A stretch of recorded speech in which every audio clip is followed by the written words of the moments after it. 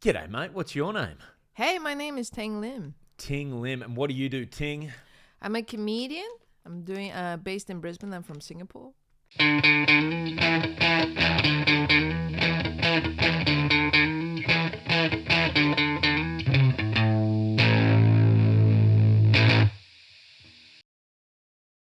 Hello, welcome back to another episode of Crowdwork Cast. My name's Andrew Barnett. Thanks so much for joining me. My episode today is with Ting Lim. Ting is, she's born in Singapore, raised in Singapore, but works out of Brisbane now. Very funny stand-up comedian. She's got a really interesting story. You're going to love the episode. If you'd like to give her a follow, unfortunately most of her festival stuff's finished now. But if you would like to give her a follow, find out where she's going to be performing, you can do that via her Instagram, which is Ting Lim Comedy. So check her out at Ting Lim. You're going to enjoy this episode.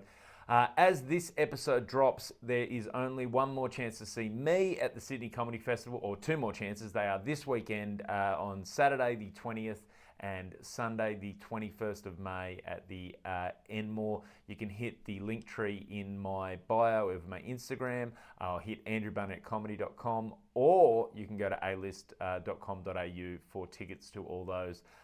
If you have any trouble, send me a message and we'll try and help you get a ticket. Other than that, ladies and gentlemen, this is a cracking episode. Please enjoy.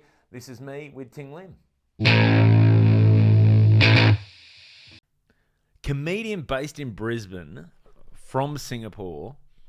Was this always like, how did we, two questions from Singapore, how do we end up in Brisbane? And then on top of that, how do we end up doing comedy? Were you a comedian before you moved to Brisbane? No, there was no stand-up scene in Singapore when I immigrated to Brisbane. I actually went to Brisbane for uni because I was working in the Air Force. In the Air Force? Yeah, I was working in the Air Force for a while. I wasn't a pilot. I was just working in the IT support part of it. And that's still impressive. It was the only place that would take me after I graduated with my diploma. I applied for jobs for months and they wouldn't know. I couldn't land a job. And my friend said the Air Force is hiring, and I was like, I would just go there, I guess. You can't land a job. Maybe she can help land a plane with some. Yeah. She was like, she will be fine. That is so. The Singapore Air Force. Yeah. Wow, how big is this Singapore? Because I'm obviously Singapore is a country, but it's also just a small, it's almost like a city. You can just say it's an island. Yes. It's almost old school, like Rome style, like the city is the country, sort of almost. Yeah, the state is Singapore, the country is also Singapore. So when you write an address, it's Singapore, Singapore. Oh, wow. Yeah, that's how small it is. Yeah, so how big's the Air Force in Singapore? I don't know. I'm just doing the IT support. I obviously I'm not good with numbers. Yeah. So what was the diploma you studied? I studied information technology. Oh, wow. Yeah. And then I did that, but I dropped out of school when I was. So in Singapore, they have something called a polytechnic, which is kind of like TAFE here. Yeah. And I dropped out of TAFE because I did interior design and I just wasn't in school enough to pass. So I dropped out of. I had attendance issues. And then I dropped out of it. I was forced to drop out. And then I went back to Polytechnic again. And I went into engineering informatics because that was the only course I could go into. Right. And I had attendance issues, but they were fine with that. I just had to meet the dean every semester to plead my case. I love that you basically dropped out of interior design and the Air Force were like, nah, we'll have her. Yeah. So look at her attendance. She'll be great. Yeah. We won't even know she's there. That's amazing. So you obviously not a big fan of schools, or? Yeah, no, I'm not. I just like to stay home and watch TV, MTV. That was what I wanted to do with my life. Just stay home and watch MTV. Not great amount of work just watching MTV. No, but I do like I just didn't want to go to school. It was just boring. I just couldn't like sit in a place and watch what they would go through the PowerPoint slides, and I'll be like, you're just saying the same things over and over again. Like you're just repeating what's on the slides. At least an MTV is interesting. Like someone is skating. Yeah. Like, you know. Yeah. But I went from that to like I was in the Air Force and I needed to get a degree because in the Air Force, if you have a degree, your pay is so much higher. So I decided to apply for uni in Australia because I can't get into the uni in Singapore. There's only like 2 and they only accept like the top 10%. This was Oh, wow. back in the day before you had private unis and online unis. Mm. And I was looking at Australia, I was looking at Uni Melbourne, Brisbane, and Brisbane was the only one that I could afford, so I went to Brisbane. You went to Brisbane. Yeah, So- QUT. Nice. So what was that like? Like first, did you know anything about Australia or in particular Brisbane when you landed? I went to like, I came here on a holiday like when I was 12, but no, not really. I didn't know anything about Brisbane. Did you? Where'd you go on the holiday? Like which? Did The you go to Gold Brisbane? Coast. The Gold Coast. And Brisbane for like half a day. So I didn't know a lot about Brisbane. Like, Did you assume? Because I remember growing up. So I grew up on the Victorian border for a lot of it, and then Newcastle. We never really went to Queensland on Right, holidays yeah. or anything much. And I always, for years, thought Brisbane was on the coast. Like I thought it was on the beach, and then you go there and realize, oh no, it's on a river. It's actually not yeah, on the beach. yeah. Which did you know that when you? No. Were you just picturing like more like the Gold Coast, like beaches and? Yeah. I was picturing like there was the beach. I pictured like the river wouldn't be brown. Like there wouldn't be sharks in the river. Like, you know, I thought you could swim in the river. Like it didn't match up. Yeah. Wow. So and then how did the Air Force send you? So you were still in the Air Force when you came to Brisbane studying, or did you? Yeah, well, I had to leave because I was gonna be fired anyway. So I was like, you know what, I'll just leave, and yeah, I'll just get this degree. So what And was the degree in? it was in information technology because it was 1 year. Because I did like the way the credits worked. I only had to do 1 year of study to get a degree, Yep. and that was way better than all the other options, which required like 4 years. So I was like, I'll just do 1 year and go back to Singapore. That was the plan. And then I started doing stand-up comedy after 1 semester into like being in Brisbane. Like, yeah. How long ago was this? It was probably like I came in June 2009. I started at the beginning of 2010. Oh wow. Yeah. So so you've been doing stand up a while now then. Yeah. That's- yeah, long time. Well, no, that's interesting. So and then just Singapore, obviously. Is there a scene there now? Yeah, there was a scene when I like started comedy in Brisbane, but I didn't know that there was a scene until I met Jonathan Atherton, who passed away. Like, and when he was there in Brisbane, I was talking about Singapore, and then he said, "Oh, you know, I started this. Like, I have a few rooms in Singapore," and I was like, "What?" So like I'm in Brisbane doing comedy, you're from Brisbane, and you're in Singapore doing comedy. It's just such a weird thing because I'm Singaporean in Brisbane doing comedy. It was like we swapped or something. That's that's interesting. Brisbane's an interesting scene, like in terms of the comics that come out of there. It's because there's always, there's the tropes about each city, the Yeah. comedians from each city. But I've always found whenever I've worked with Brisbane comics, and I don't know what the scene there's like now, but they're always very, I want to say battle hardened to a degree, like in terms of Dead on the inside, we can say it. no, not that, but like they know how to deal with rowdier rooms. They know how to deal with Oh, like, yeah. do you know what I mean? Like it doesn't, I haven't done a heap of comedy there, but it doesn't strike me based on the comedians that do come out of there that they're going to sit and listen to a heap of whimsy or stuff that goes nowhere. Like comedians from Brisbane, it's like they come out sharp. Oh, yeah. I would like to think that. I think it's also because the rooms there are a bit harder. Mm. Maybe the crowd there are more honest. So if you don't make them laugh in the first 10 seconds. Like usually in my experience, they'll turn around or walk towards the pokies and you just go, oh, really, mate? Okay. I've just been on here 10 seconds. All right. That's yeah. I think that breeds good comedians though. There's been Yeah. heaps of good comedians come out. So is this your first year doing Melbourne International Comedy Festival? My first year doing a solo, I did Melbourne years ago doing a split bill, and I wanted to bring my solo before COVID, but then COVID happened. So I wasn't able to bring it in. And like for the next couple of years, I just wasn't sure if I don't want to be stuck in Melbourne. So I Yeah. just waited until like everything seemed a bit better, and then I that was why I brought my solo in this year. Well, especially that would have been a bigger risk for you coming from Queensland too, because Queensland, Yeah. you guys pretty much didn't have COVID. No, yeah, we only had 3 months, but then we had to snap 3-day lockdown. But like Melbourne had it way worse. Like Yeah. yeah, Yeah.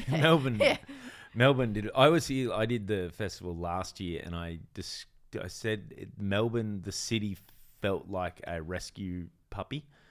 Like, right. like they were like, wanted to trust you, but they weren't quite sure yet, like that they could come out. Like it had that vibe of, Or like people were just afraid to come out. yeah, it's like they're like, yeah. no, okay, I know I'm safe now, but there's definitely something, Yeah. when you get a rescue puppy and it's like, It's just like shaking in the corner. You're like, yeah, what do I yeah. do? Like- You're being nice and it's still just a bit timid. Like it wants to trust you, but it's not sure if it can yet. That was what Melbourne felt like last year for the festival. I also felt really bad for the comics last year because like the capacity was reduced to 50%. Yep. And then everyone was like, sold out. And then next week they were like, guys, we're going to increase capacity to 75%. And they were like, all right, we got to sell out. Sold out. Guys, we're going to increase capacity to 100%. So every week. Yeah, the goalposts kept moving. It was an interesting year to do it because that was my first year doing a solo show. Yeah. And it was an alright. interesting year to take that Yeah. on. But it was fun. So how is your run? How are you finding The run. the run? Oh, it's been great. Like it's been like really nice. Like the crowds here are very patient. Like I find compared to what I'm used to. Compared to that sharp Brisbane edge. Yeah, like they're patient. And they will let you go on, bring them on a journey, and they're willing to go with you on that journey. Whereas I guess like in a pub setting, which is where I usually do my comedy, it's a bit more like you have to get their trust first. Yeah. So it's a nice, like it has been a great festival. I've been lucky with doing other shows, line up spots, and everyone has been really welcoming with that. I've been jumping up and flying every day. And so like That's a yeah. fun process, isn't it? The flyering. Yeah, I'm not the biggest fan of flying. Like I would like to I don't say think anyone is. Surely not. I just smile and then I go like, do you want to fly? It's okay if you don't, because I rather people just say I don't want your flyer Yeah. or just say no. It's okay. It's I funny. save a flyer. Yeah, well, that's the thing. They like listen. I spent money printing these. If you're just gonna go take it somewhere else and Yeah. like throw it out, then feel free just to not take it. Don't save my feelings here. Yeah, because like I don't want to walk into the toilet and see my face on the floor. You know, like on the fly. The first time I did Sydney Fringe, I did a split bill with another guy, and it was called Yeah. One Man Show, and we had the flyer. Do you remember the movie The Ides of March, where it was about a politician? It was George Clooney and why am I forgetting his name? He's another good-looking dude. But the poster was Time Magazine's Man of the Year. Right. And the politician was basically on the cover, and so they'd folded it over in half, and he was holding it up in front of his face, and the other half of the face was the guy who was basically his political Nemesis. no, not his nemesis, the guy behind him, so the man behind the man. So which is the whole thing was about the advisor behind the politician and that sort of stuff. Anyway, so because that had been around everywhere, we did our one man show. Was that flyer? So it was half my face, half his face, and instead of Time Magazine, it was Mad Magazine because we're funny. And and I remember I went and did this gig in Sydney, and I flied, and heaps of people took them, and then I went into the bathroom to take a leak, and in the bottom of the urinal Oh no. There was my fate, and I did everything I could just to pee on his side, but it was that real like, oh, that went well, heaps of people took flyers, and then Yeah. okay, yeah, that's Because what it is. it's just like, oh, your hopes go up and you go like, mate, just put it in the bin. Why on Yeah. the floor? People can step on my face. Come on. So I was with Mike Goldstein the other day, and when he was handing out these flyers, he goes, "Can you just put this in the bin for me? Can you just put this in the bin for me?" Which is like a beautiful awareness of what happens with most of them. Yeah, like I wish I could just give people a QR code and they could scan it on their phones, but it would just take forever. Like I would just be blocking everyone from leaving. Well, it's funny you mentioned that because I did the Comedy Store in Sydney with Sean Woodland a little while ago, and I had my flyers and they got the QR code on them and stuff. And he just printed a big QR code, had it on a bit of cardboard, and was just holding it as people went out, and so people could just come by with their phone and just scan it and go straight. And I'm like, that actually, it was so much cleaner a way to do it in some ways. We did get a bit of bottlenecking because some people, but that's where, because it's not just a thing at the side, it was him like they'd stop and talk to him. Yeah, they won't just move on. It actually did pretty well for him. I might print it on my shirt actually. That was what he tried to do. He tried to get a shirt Yeah. printed on it. That's the Did it goal, I work? reckon. Well, he didn't have it in time for the gig. Yeah, organization. That's one. Yeah, exactly. But I was just wondering if it will work, because if your shirt crinkles up, like would the barcode still work? You know what I mean? Like, Oh, I don't know. You'd have to. Yeah, I suppose the shirt would have to be tight. You'd have to keep it tight around. you have to like iron it every day. Yeah. That sounds like a lot of work. Yeah, exactly. Now we go back to just the cardboard with the QR code. Actually, I might do that. I might go print that and see what happens. It worked for Sean. Yeah. And I'd make fun of him each because I was hosting. I'd make fun of it.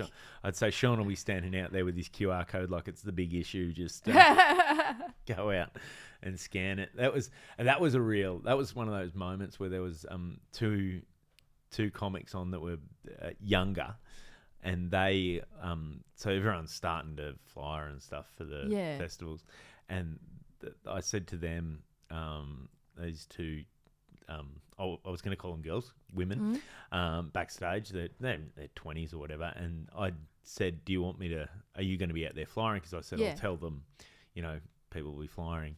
And they both just looked at me, and one of them said, "We're going to do it online. We're young." Oh, and really? Oh God, I felt so old in that moment. But people still fly in Edinburgh and everything, so I don't. Yeah, I know. But they both got very healthy online followings, I think. So they didn't really. Oh snap! Just like they just say, yeah, whatever. Why would you do anything that's not online? Like it was. Yeah. It was. Stab to the heart. Yes. Now you're working on your online presence. We were talking about before we started this. How do you find that? I like posting like short reels. I like making videos. Like, it's hard watching yourself though. Like, I don't know if anyone can enjoy watching themselves. No, I can't. I hate, even when I edit this podcast, I listen. Yeah. I hate listening back, and I'm like, so often I'm listening to myself talk, and I'm like, just shut up, let the guest talk. Like, I hate how much I talk. Oh, like that's why I do. Like, I try to cut it down to 15 seconds. So 15. Yeah, so it is just 15 seconds of torture instead of like, and a minute. Oh wow, that is. Yeah. Yeah. There's no time to go on the journey in 15 seconds. That's punchy comedy.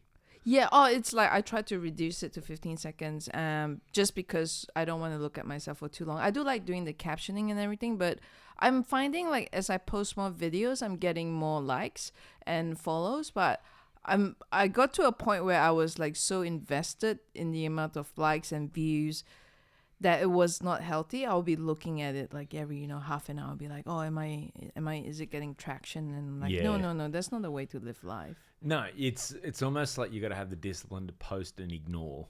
Yeah. Which is exactly. I moved all my social medias off the home screen of my phone. Really? I moved them like a couple of pages back.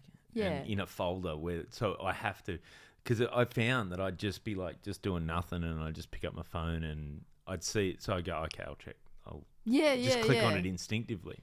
Where now it's sort of, it's not hidden, but it's sort of, I've It's got out to of take a sight, couple of yeah. conscious steps to get to it. So I Yeah. don't naturally just go to it as much. I also do like a time lock thing on TikTok because I will go down a rabbit hole for hours. Really? Yeah. Yeah, I have to force myself. Otherwise, my whole day will be gone. And I'll be Wow. like, oh, bunnies are cute. And that's it. I sometimes wonder about that. Like, that can't be good for us, but also how powerful are these algorithms that someone like, you're very aware that it's an Yeah. algorithm feeding you stuff, and that you're an adult who's Yeah. And like, you click on it, and then they'll be like, oh, you like this? We'll feed you more of this and yeah, that.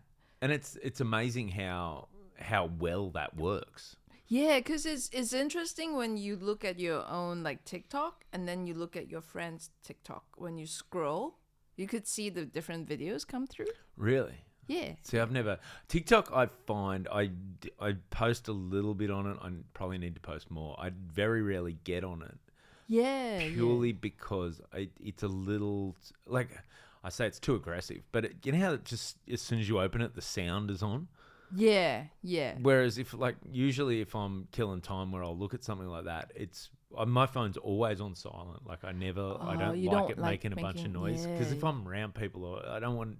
People to know what you're doing. Yeah. Yeah. Or that, yeah, it just feels like I don't want people to hear something and look over or whatever. So it's just that thing where it's like TikTok, like you open that on a train and all of a sudden everyone's like, oh man, and you never here know we what's going to go, pop like- up. It's like, oh, he likes Trump. And you're like, Yeah. no. Yeah, but you just don't judge too quickly. We don't know. It's not played out yet. Yeah. But it's that sort of thing where I find TikTok's a little, but I can find Instagram Yeah. that'll drag me in, and it's just. And in Instagram, you can choose as well with that. Like, oh, I'll tell you what happened. Like, you asking me about the festival. Yesterday, it was raining, and I was just at the a junction, T junction, and I was Yep. trying to cross the street to my venue, and I didn't have my umbrella open. I had an umbrella in my bag. There was a guy, and I think I must have looked really sad because I was looking on the ground trying to remember my show. And this guy saw me and he was like, hey. And I was like, what? I thought he was like just asking me for money or something. And he was like, have this umbrella. And I was like, dude, I don't need an umbrella. I'm just lazy. Have the umbrella back. And then he just walked away really quickly. I was like, no. What? And I was given an umbrella. That's like an animated short. Yeah, it's like a little anime. But I have an umbrella, and I just carried around an extra umbrella. So you got a free umbrella out of a Yeah, guy. it was really nice. It was also really bizarre. Like, I must have looked so sad. That shows your comedian brain, because I think most normal people, like non-comedians, I shouldn't say normal people, but non-comedians would be like, how nice was that person? They saw that whereas Yeah. comedians like, oh man, I must have looked desperate. Like, I must have looked like it's always that thing where like Yeah. you think the worst of yourself rather than think the best of someone else. Yeah, like he was really nice. It was really nice, but like it was just very bizarre because no one gives out free umbrellas. No, that's, yeah. And I thought it was a Melbourne thing. I was like, oh, people here just give out umbrellas. What a reputation for a city to have. Well, It's the yeah. free umbrella city. It's a nice city. So with stand up, so you've been going about 14 years. Is this full time, or do you? Oh no, I have a day job. Like, just because like for a while after like during COVID, it was just so hard. Like, I remember in Queensland they have when COVID happened, I lost my day job. And I was like, after the lockdown, I was like, you know what? I'll just do comedy full time and see how this goes. And I would get gigs, and then they'll be like, oh, we're having a 3-day lockdown. And then you just see the gigs disappear. And then weeks after, people will cancel gigs as well because they weren't sure if it's going to continue on. And So it was so audiences hard. didn't immediately come back either, because they were the same. Like, no one was buying tickets out. It was like when the lockdown ended, a lot of people came out, like in Brisbane, a lot of people came out because I was running a show and it sold out. Oh, nice. And that was like a 50-seater, but that's very unusual because it was the first time it ever ran. But people were really desperate for like live entertainment. And then like when they mandated masks and everything, that was when and like social distancing in a club. Yeah. So it's like one chair and then like, you know, like an ibis in between you and the other chair, and you just go like, well, I don't. It's not fun. Hard to get the vibe going in the room. Yeah, and people just didn't want to go out, and fair enough. I don't know about how it was in Brisbane. We were at the time when we first came back from COVID. We were running a room. I was running a room with another bloke in Sydney, and we found like when there'd be a news about a new wave and people would start, and just literally like it'd be in the news again, and you just see sales just dip off, and then you wouldn't see anyone for ages, and then it was that, like, back to that rescue dog thing. Yeah, it's like they'd see the first sign of aggression, they're back under the bed. They're like, no, I'm not going out. It's like, it's so different here in Brisbane. Like, people didn't care. People just wanted to go out and break the rules. I had so many people say to me, like, at the gig, they were like, yeah, surely no one would know. I just put a chair. And I'm like, no, mate, I'll get in trouble. The venue will get in trouble, not me. I can't chuck you in. That's so different too. Because I think even Sydney to Melbourne was so much more full on. Yeah, because you guys had the longest lockdown. I'm not Melbourne. I'm in Sydney. Oh, so we had a couple of long lockdowns, but we didn't do anywhere near as much time as these guys did in Melbourne. They did the proper like long sentence lockdown. Yeah, proper. Yeah, and like I remember talking to a comedian who'd sort of done a bit of time in Sydney and in Melbourne in lockdowns, and they said like Melbourne there was people like military were checking IDs and stuff on the street. Like that didn't happen at all in Sydney. How long was the lockdown in Sydney? Like a couple of months? Yeah, we had the last one we had. I remember my kids missed a whole term of school. Oh, like it was that was pretty, but that was like it wasn't quite as bad. Like down here, I think there was times where they couldn't, you could exercise a certain amount of time a day. We didn't have that restriction. We just like you could basically be in your local government area. Yeah. Or if you had to go outside your local government area, you could go like to somewhere within 5K of your house. Right. So if you live right on the edge of your local government area, and then your closest shop was and just then you over could here. just do it. I remember like with Brisbane, the 3-day snap lockdown, like the government would announce it like late in the day. So I'll be at Coles and they'll be like, all right, today at 5 p.m., everyone is going to be home for the next 3 days. Oh. And it will be 4 p.m. and I'll be at Coles, and all of a sudden everyone would go from like being really nice to like, get away, I need to get the nuggets, the toilet paper. Like people will start fighting and I'm like, what is going on? It's amazing. Even yesterday, so we're recording this on Good Friday. Yesterday I went to Coles just near my Airbnb, and because they're all going to be shut, even then it was like just people everywhere, and you see people I remember as a younger adult and as a kid, I worked in supermarkets, and they and it used to be madness. Like if we were shut, like just leading up to Christmas or Easter, when you shut for like a day or 2 days, that people would go mental, like we were never going to be open again, and it was insane. But it is that thing where once you're used to being able to just go and buy what you want as you want it, it's hard to let go of that. Oh yeah. Like it's kind of, that's one of the things I struggle with as well. Like when I first went to Brisbane, because Brisbane, everything shuts at 5. Like even the banks. And if you work a day job, the banks are the worst for shutting.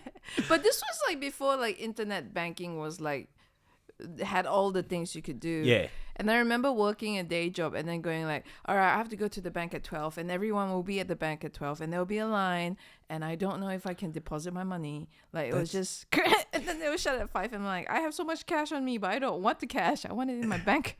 It always baffled me with that, how people who worked Monday to Friday, 9 to 5, got anything done with those. Yeah. Because I've never really had the 9 to 5 sort of hours Monday to Friday. So I've always just been able to run my errands as I wish. Like You have a superpower, mate. I even getting a haircut. Like my kids, like now, because they've got to get I hate taking them to get a haircut because the only times they're generally around and available to get a haircut is when everyone's around and available to get a haircut. Whereas I can rock in at Tuesday at 10 a.m. Yeah. and the barber's just sitting on their phone and going, "Hey, good, I've got a customer." Like, yeah, they're happy to see me, not, "Oh yeah, you're eighth in line." Oh yeah, I can't. I don't like going out as well. Like like when I worked a day job and I had to go like shopping after, especially late night shopping, is always like so bad. But the worst one I felt was when we ran out of toilet paper about COVID. I think during the lockdown, and I couldn't buy toilet paper anywhere. And I checked all my local supermarkets, and we were down to our last roll. Oh. And me and my partner, we were like, we'll just circle the block. Like everyone was like, there's a Facebook group for each like suburb, and everyone would be posting like locations of where the toilet paper were, because there were like people who would hoard them, and then there were people like me, and I was too easygoing. I was like, I would just buy a roll when we need it. And then when we were down to our last roll, I was like, this was not a good idea. Yeah, I think I realized I wouldn't be a good survivalist. No. Like, when I'm just like, and then I was thinking about that. Like, I don't think, like, to do the things that you'd have to be a survivalist. Like, I'm like, if there's something happens and it's only the survivalists that survive, I'm happy to just walk to into be the out. ocean. Yeah, I'm out. Like, because do you really want to live in a world where filled only with survivalists? Do you know what I mean? Those people. Yeah. Like, not that I shouldn't say those people derogatory, but like, do you know what I mean? Like, I just Yuck.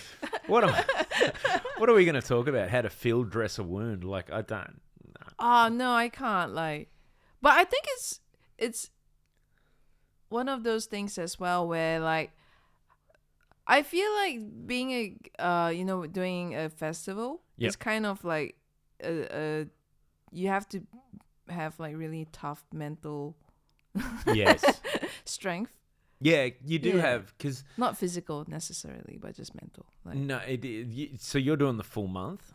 yeah, and it's like it's almost like trying to survive the festival as well. Like talking about just being a survivalist. Like I want to be able to survive a festival because I've only done like festivals that lasted like a week.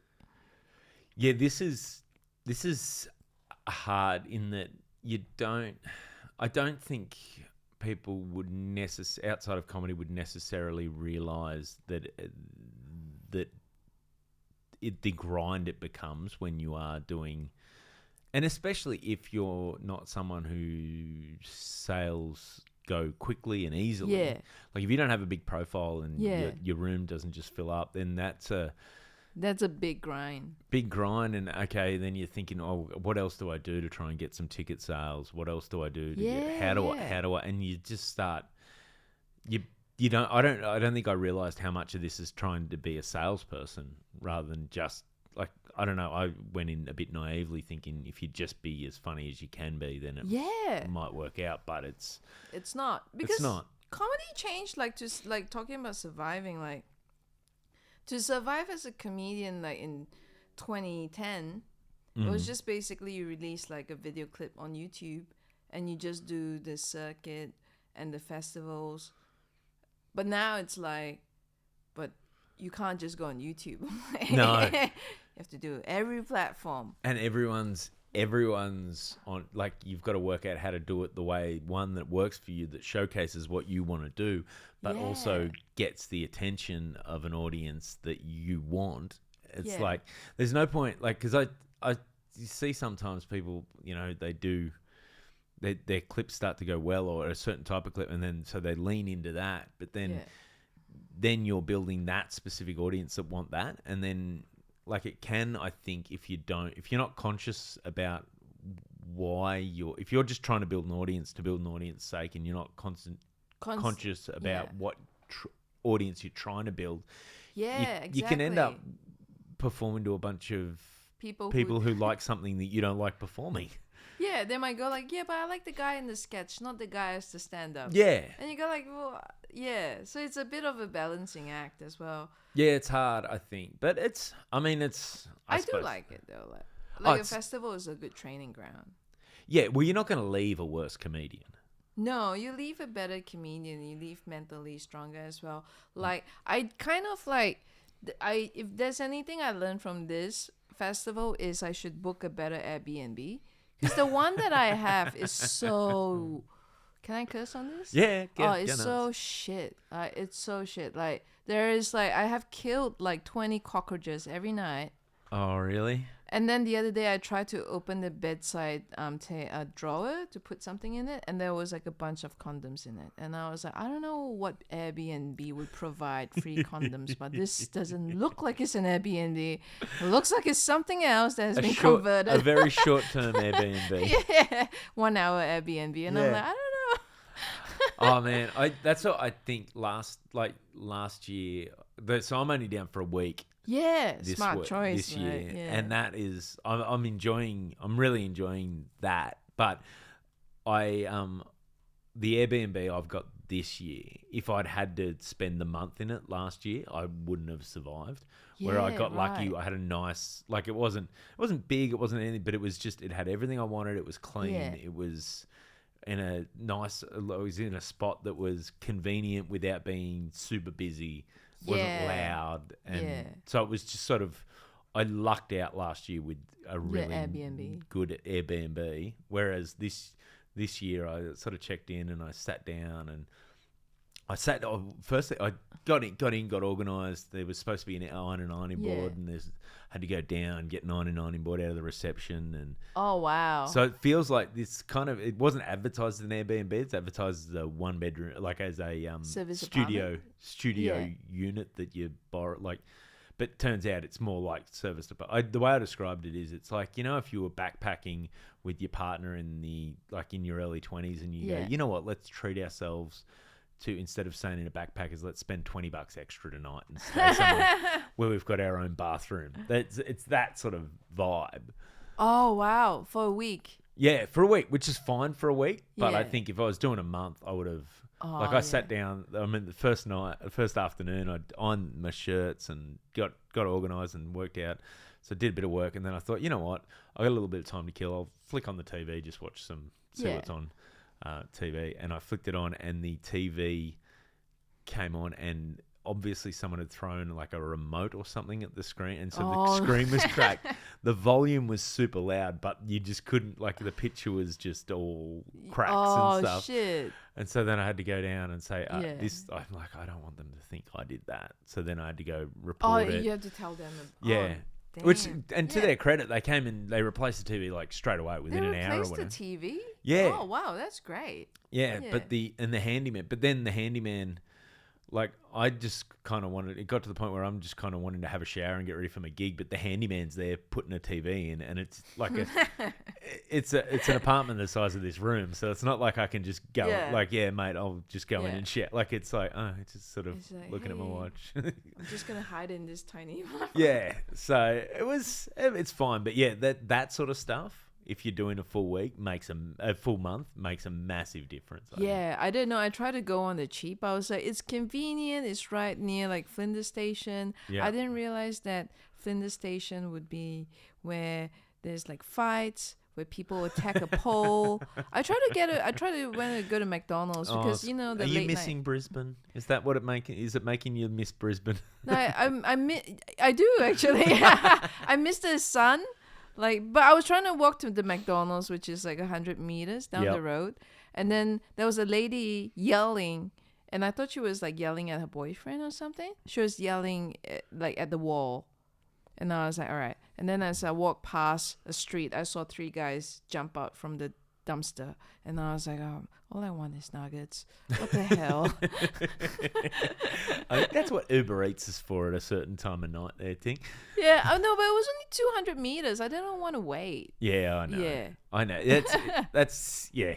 It's funny too, because as I'm getting older, I'm being more conscious now of the fact that, like, I've never had to think about, like, walking around a city late at night. I'm male, I'm a reasonable size. Like, people don't generally hassle me.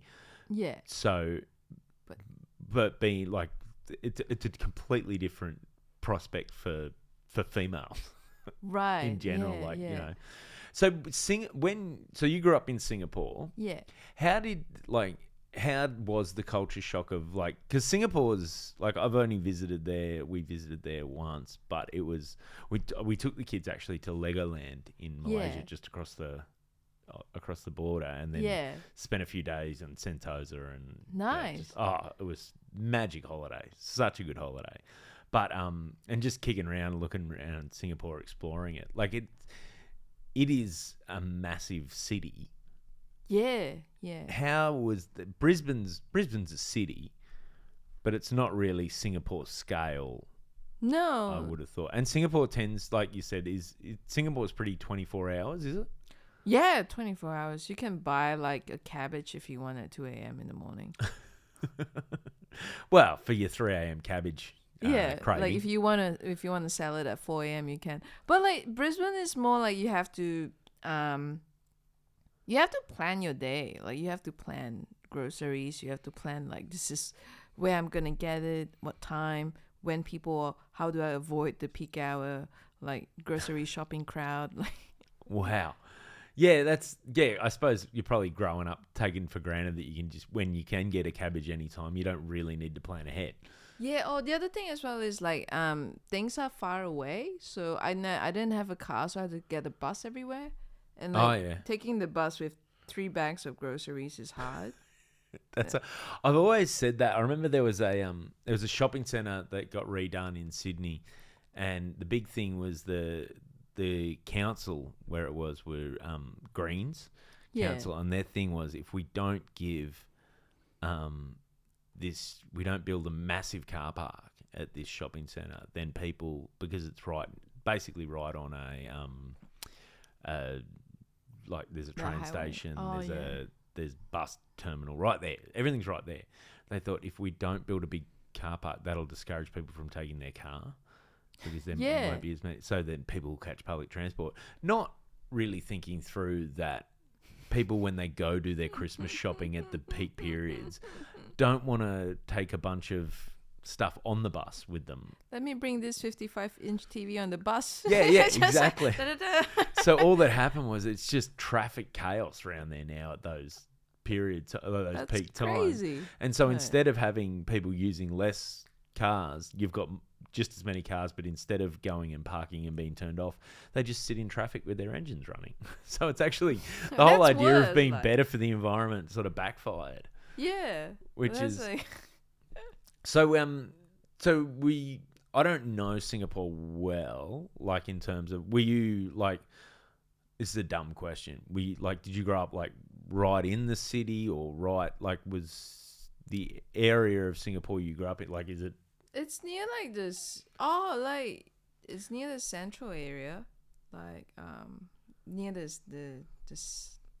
center of the city. It's near the CBD. So is it like apartment living or house or that sort of stuff? Like, are you? Well, 90% of people who live in Singapore live in public housing. It's just like it's not like a housing commission here where it's like such a different definition. Yeah. Like public housing is just like, it's normal. Like everyone gets a public house. Yeah. Like when you're 35, public housing is affordable, whereas like if you want to buy a house, it's like $22 million. Like not everyone. Yeah. Wow, that's worse than Sydney prices. Yeah, and it's because land in Singapore is so expensive that they like charge you so much. So most people live in public housing. The gap between the extremely rich and the middle class is massive. Oh, really?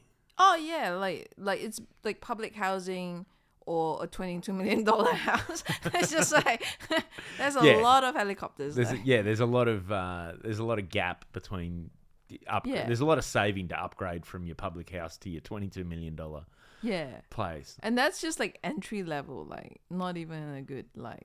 Oh wow! So have you, like, your family all still over there? Yeah, we all live in public housing. They're still all over there. Like nice. So you got like brothers, sisters. I have a little sister and an older brother. I'm the kid in the middle. So nice. Yeah, I'm the only one who left and came here. And what are they? Well, first off, what do they do over there? My sister works for TikTok. She does like she's like an accounts manager. My brother has a PhD in something. He's very smart. I don't know Something. I don't know what he does. It's something medical, like there's a medical really? name. Yeah. Wow. So he is. Yeah, he's doing like well proper. for himself. Yeah. Oh, nice. And what do they make of you doing comedy?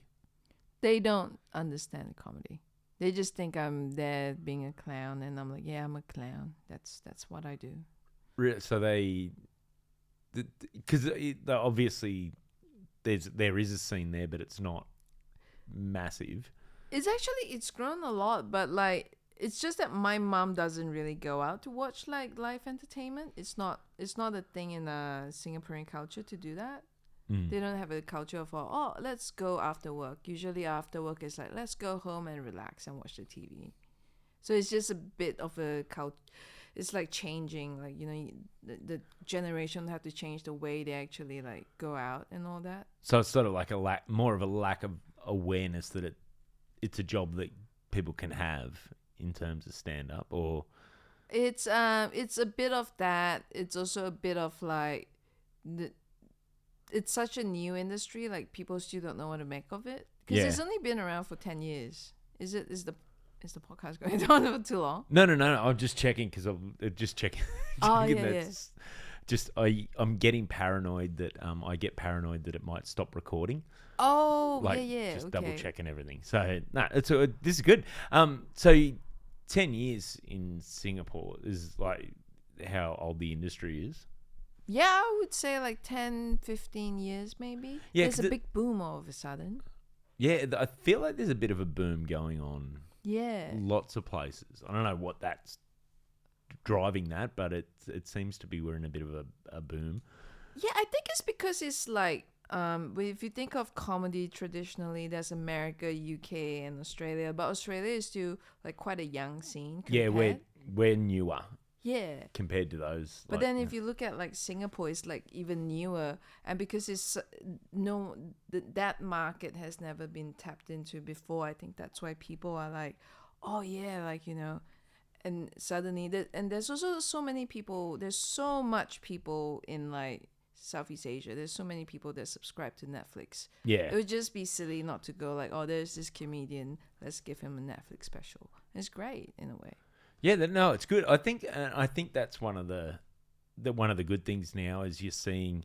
I think people are realizing those markets are opening up, and then there are funny people in basically everywhere, and then the funny people in places where stand up didn't exist now have somewhere to put that energy. Yeah. Which I don't know, because I think about it because I probably grew up not realizing it's a career. Like you're aware of stand up when I grew up, but I wasn't. I never struck me as something you could do for like, a career. Yeah, like I always thought you just like go up there and just tell jokes and you're just funny for that, like however long you were on. Yeah. So it's not like, but I think most comedians that I talk to have that too. They just go like, I didn't know that you could do this as a career, and it's just that as well. Like in Singapore, it's like, can this be a career or is this just like a hobby thing, like where you go painting on the weekends? Yeah. I'm just gonna tell a few jokes. So have you performed in Singapore? Yeah, I did. I performed at Mary Lion. I think that shut because of COVID. During COVID, I performed at Comedy Masala. Okay. Yeah, it's a great room. It's been running for like since I started doing comedy for the first time in Brisbane, in Singapore till now. So it's been around for the longest time. Did your family come and see you, or have they seen you do comedy yet? They did, but they still don't understand what it is that I do. But were they impressed, or were they like just confused? Oh, my mom was drunk, so I don't know. She was like, "Oh, we're going out tonight. We're going to a pub. I'm gonna drink." See, because like it's not a thing like where I was saying like in Singapore people either like after they finish work they either go home or they go out to drink. They don't. Live entertainment is like, oh, we're gonna see the Red Hot Chili Peppers on this date for once a year. It's not like a thing where people go like, let's do it this every week. Yeah. So I get that because I feel like I'd fit in that culture because it very rarely occurs. If I wasn't out doing stand up so often, I probably wouldn't right, yeah, leave. I'm very much a creature of inertia. yeah, Where if I'm home, try and push me out the door. It's like is one of those things. But I grew up almost with the town I grew up in. With going back to the contrast to Singapore, like the shops shut at midday on Saturday and didn't open till Monday. Oh my god! Like apart from the supermarket, which was open, but it wasn't open. Like I think it shut at like 5 on.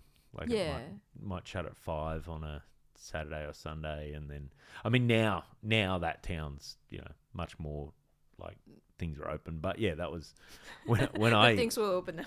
Yeah, After but I left. but I get that, which I think now I've never really thought about why it never occurs to me to go see anything. But I think that was growing up in a town where it just wasn't an option, so you didn't do it.